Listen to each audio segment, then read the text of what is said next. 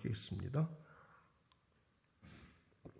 또 내가 보니 보라 어린 양이 시온산에 섰고 그와 함께 14만 4천이 서 있는데 그들의 이마에는 어린 양의 이름과 그 아버지의 이름을 쓴 것이 있더라. 내가 하늘에서 나는 소리를 들으니 많은 물소리와도 같고 큰 우레소리와도 같은데 내가 들은 소리는 검은 고 타는 자들이 그 검은 고를 타는 것 같더라. 그들이 보좌 앞과 내 생물과 장로들 앞에서 새 노래를 부르니 땅에서 속량함을 받은 14만 4천 밖에는 능히 이 노래를 배울 자가 없더라. 이 사람들은 여자와 더불어 더럽히지 아니하고 순결한 자라.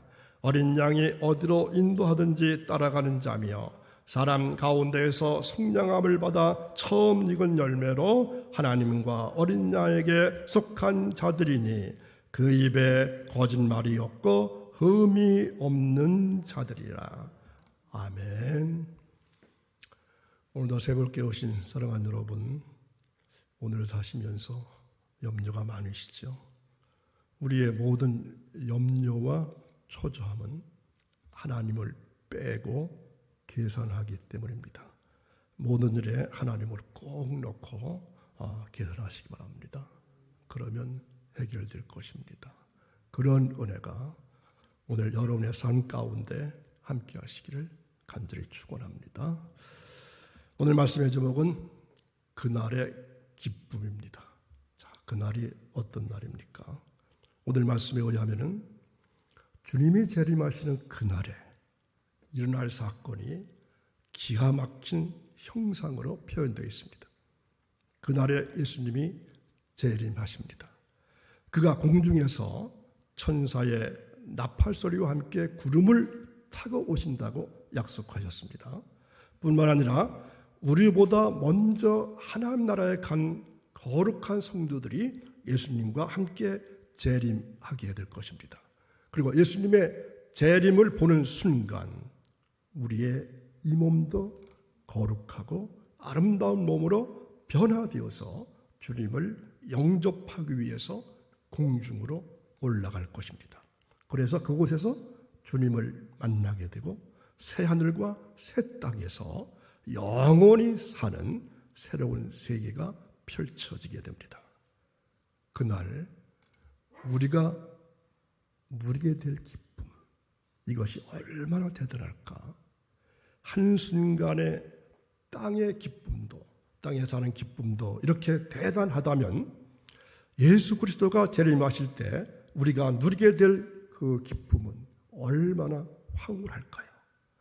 그런 생각을 하게 될 것 같으면 저절로 마음이 둥둥 뜨게 됩니다.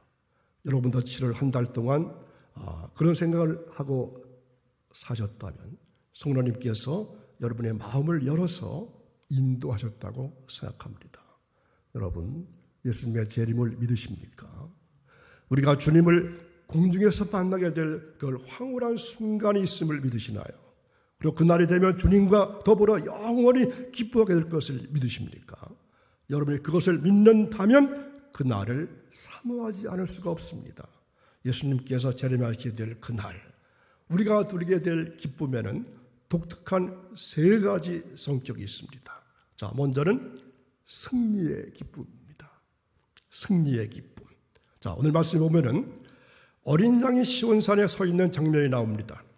어린 양은 예수 그리스도십니다. 그는 승리하신 만왕의 왕이십니다. 죄와 죽음을 이기셨고 인간의 허물을 극복하셨습니다. 모든 죄악의 처절한 결과로부터 우리를 구속하시고 영원토록 승리자가 되셔서 찬양과 경배를 받으실 분이 바로 이 어린 양 예수 그리스도십니다. 예수님께서 죽음을 이기셨다면 그분의 승리는 곧 나의 승리입니다. 예수님의 사탄과 어두운 권세를 이기셨다면 그분의 승리는 곧 우리 모두의 승리입니다. 예수 그리스도가 세상의 허물을 극복하셨다면 그분이 누리는 승리는 곧 우리 모두가 누리는 승리가 됩니다. 그 승리가 주는 기쁨을 그날 우리가 맛보게 될 것입니다. 그런데 시온산에 선 어린 양 예수 그리스도가 승리하신 놀라운 은혜를 우리 모두가 누리게 될 그날이 되면 얼마나 기쁠까요? 상상만 해도 정신을 못 차릴 만큼 대단한 것이 아니겠습니까? 두 번째로 특징은 그날 우리가 누릴 기쁨은 함께 누리는 기쁨입니다. 나 혼자서 누리는 기쁨이 아니라 우리 모두 함께 누리는 기쁨이 될 것입니다. 14만 4천이라는 숫자가 자주 등장하고 있죠. 참 묘한 숫자이긴 합니다. 이 숫자는 예수 그리스도를 믿고 구원받은 모든 성도를 총칭하는 상징적인 숫자라고 말씀을 드렸습니다. 거기에는 저도 여러분들도 포함되어 있습니다. 여기에서 예배드리는 우리 모두, 그리고 이 지구상에서 예수 그리스도를 구주로 영접한 모든 분들이 다 포함되어 있습니다. 바로 그 거룩한 백성들이 함께 누리는 기쁨입니다. 우리 국민들이 아주 오래됐는데 지난 2002년 월드컵 때 어떻게 했습니까? 20년이 되었는데도 그때만 생각하면 아직까지도 흥분한 사람들이 많습니다. 월드컵을 지켜보면서 혼자 방 안에서 껑충껑충 뛰는 것도 좋지만 그것은 별로 재미없을 겁니다. 가족들이 함께 모여서 좋아하면 그만큼 기쁨이 배가 됩니다. 나중에는 그것도 부족해서 아파트 주민들이 같이 모이고 그것도 시원찮아서 수백만 명이 광장으로 모여들었습니다. 이처럼 함께 누리는 기쁨이란 대단한 것입니다. 그런데 예수님께서 재림하시는 그날 우리에게 될 기쁨은 나 하나만의 기쁨이 아닙니다. 14만 4천 명에 이르는 거룩한 성도들이 함께 여호와를 찬양하고 춤을 추는 그러한 기쁨입니다. 그 기쁨을 주님께서 우리에게 주십니다. 셋째 특징은 그날에 우리가 될 기쁨은 잠깐이 아니요 영원한 기쁨이 될 것입니다. 시간 속에서 부패하고 계속 변하는 이 세상은 온데간데 없어지고 하나님이 만드신 새하늘과 새 땅이 우리 앞에 펼쳐지게 될 것입니다. 그날에는 시간이 없습니다. 한 번 시작된 기쁨은 영원히 계속될 것입니다. 전능하신 하나님께서 통치하시는 그 나라는 영원한 나라입니다. 그러므로 그 나라가 주는 기쁨도 영원한 기쁨인 것입니다. 세상에 주는 기쁨은 잠깐입니다. 스포츠가 주는 기쁨도 순간적입니다. 그래서 월드컵 경기가 있을 동안은 기뻐서 행복했지만 경기가 다 끝나자 모두가 한동안 허탈감에 빠져 힘들어하는 것을 여러분 기억하실 것입니다. 스포츠란 원래 슬픔을 접어둔다, 이러한 라틴어 말에서 나온 말입니다. 그래서 갖가지 슬픔, 걱정에 짓눌렸던 사람들이 경기장에 가서 스포츠를 보는 순간 잠깐 동안, 잠깐이지만 걱정을 잃어버린다는 것입니다. 이것이 스포츠입니다. 그것이 세상에 주는 즐거움이고 기쁨인 것입니다. 그러나 하나님 주시는 기쁨은, 그날의 기쁨은 영원합니다. 그러므로 귀한 말씀 들으시는 사랑하는 여러분, 우리가 이 세상을 살면서 아무리 예수를 잘 믿어도, 아무리 신앙생활을 정성껏 한다 할지라도 어떤 때는 고통이 찾아올 수가 있습니다. 어떤 때는 슬픈 일이 생길 수 있습니다. 오히려 날마다 살아가기 위해서 끙끙거려 할 때가 얼마나 많은지 모릅니다. 그러나 이 모든 것은 금방 지나갑니다. 진짜 기쁨이 우리 앞에 기다리고 있습니다. 우리 앞으로 다가오고 있습니다. 우리는 그날을 바라보고 한 걸음씩 한 걸음씩 낙원의 길을 걸어가고 있습니다. 가장 좋은 날이 우리 앞에 기다리고 있습니다. 가장 최고의 기쁨이 우리를 기다리고 있습니다. 그것을 바라보면서 한날의 괴로움을 이겨내 보시기 바랍니다. 세상의 근심과 걱정과 아픔, 고통까지도 감사하고 극복하면서 살아야 될 것입니다. 이것이 하나님께서 우리에게 주신 은혜입니다. 은총입니다. 이러한 축복이 우리 모두에게 날마다 쏟아질 수 있도록 하나님께서 특별히 은혜 주시기를 바랍니다. 오늘 더 생각해 볼 말씀은 4절과 5절입니다. 자, 4절. 이 사람들은 여자와 더불어 더럽히지 아니하고 순결한 자라. 어린 양이 어디로 인도하든지 따라가는 자며 사람 가운데서 속량함을 받아 처음 익은 열매로 하나님과 어린 양에게 속한 자들이니 그 입에 거짓말이 없고 흠이 없는 자들이더라. 아멘. 4절 그냥 보여주세요. 하나님의 어린 양과 시온산에 서서 새 노래를 부르는 구원받은 성도들의 특징에 대한 말씀입니다. 자, 어떤 특징이 있을까요? 먼저 이들은 여자와 더불어 더럽히지 아니하고 순결한 자, 이렇게 말하고 있습니다. 이 말씀은 신앙의 정절에 대한 말씀으로 보시기 바랍니다. 물론 여자는 사탄이나 우상 또는 죄를 상징하는 말일 수도 있습니다. 구원받은 성도는 사탄이나 죄악된 세상을 사랑한 일이 없고 오직 자신을 지켜서 하나님과 어린 양말을 사랑하고 섬긴 순결한 자들이라는 것입니다. 자, 두 번째, 이들은 어린 양이 어디로 인도하든지 어떻게 하는 자? 따라가는 자. 이것은 첫 번째 특징보다 좀 더 적극적인 특징입니다. 하나님께 절대적인 믿음과 순종을 말합니다. 예수님께서 하나님께 순종하시되 십자가를 지시기까지 순종하신 것처럼 하나님의 말씀을 절대적으로 신뢰하고 순종하는 것을 말합니다. 그래서 하나님께서 주신 사명이 십자가의 길이라 할지라도 순교의 길이라고 할지라도 마다하지 않는 것을 의미합니다.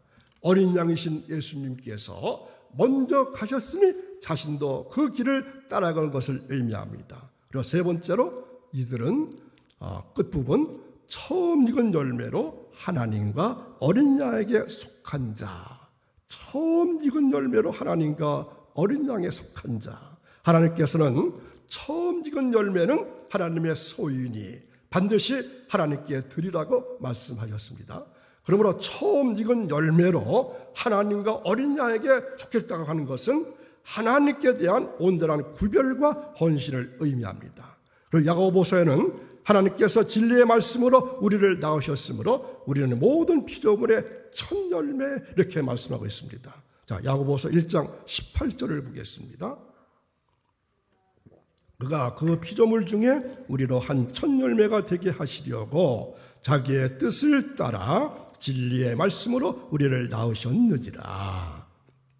그러므로 우리는 처음 열매를 하나님께 드리는 자들인 동시에 하나님께 나온 모든 피조물의 첫 열매자들이 되는 것입니다. 그리고 네 번째, 이들은 5절 그 입에 거짓말이 없고 흠이 없는 자.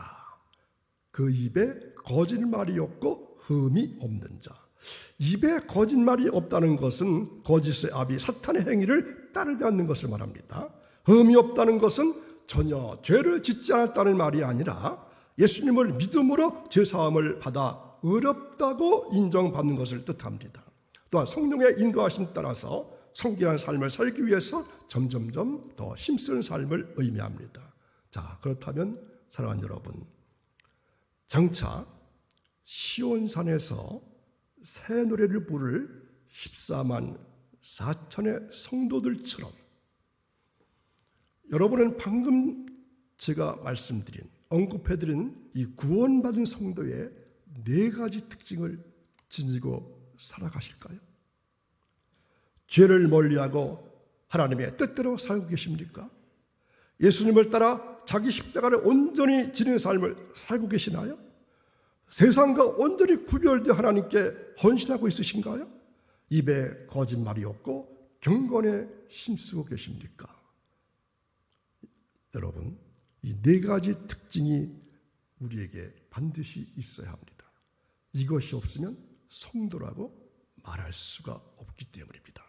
오늘 말씀에 비추어서 내 신앙을 스스로 다시 돌아보고 시온산에서 새 노래를 부를 수 있는 여러분 모두가 되시기를 주님의 이름으로 축원합니다.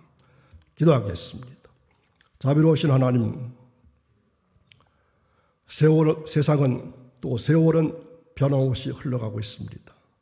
인간은 태어나서 봄을 겪고 여름을 겪고 또한 가을을 겪고 겨울에 접어들면서 허무와 슬픔과 나약함을 또한 경험하게 됩니다. 아무리 좋은 일도 잠깐 지나면 없어지고 우리를 짓누르는 무거운 짐이 다시금 매일 우리를 괴롭혀 옵니다. 하지만 주님께서 우리에게 그날의 기쁨을 약속해 주시니 감사합니다. 이 기쁨은 승리의 기쁨이고 다 함께 누리는 기쁨이고 영원한 기쁨이라고 말씀을 들었습니다. 그 기쁨을 누릴 날이 우리 앞에 다가옴을 믿습니다. 그날을 바라보고 날마다 감사하면서 신앙생활 잘할 수 있도록 좋으신 하나님께서 주님의 성도들을 특별히 기억하시고 복내려 주옵소서. 이 한 날도 주님 동행하는 복된 날, 거룩한 날이 이어지기를 원하며 예수님의 이름으로 기도하옵나이다. 아멘. 자.